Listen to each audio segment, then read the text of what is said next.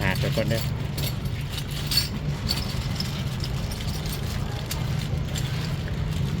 แม่ทำกระเจี๊ยบยิบมาเนี่ย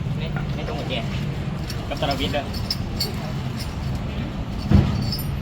ปลาทรายมาใส่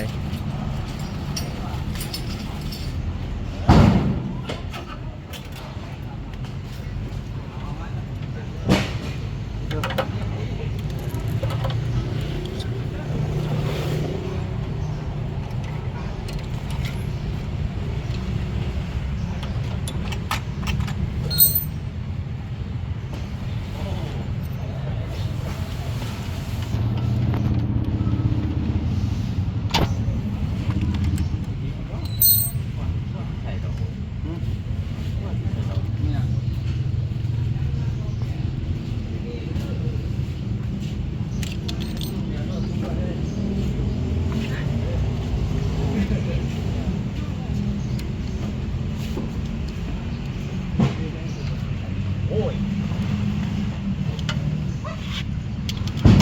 ก็จะเรา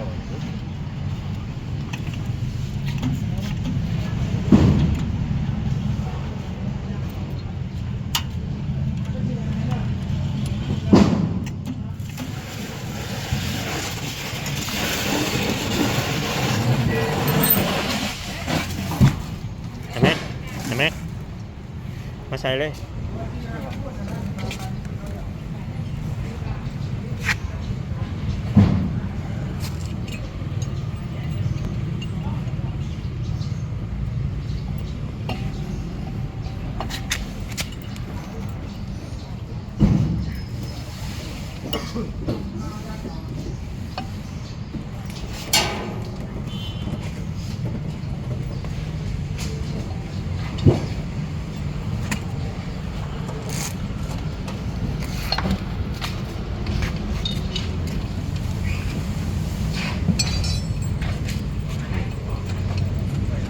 ตีเอากระแตนั่นหันเนี่ย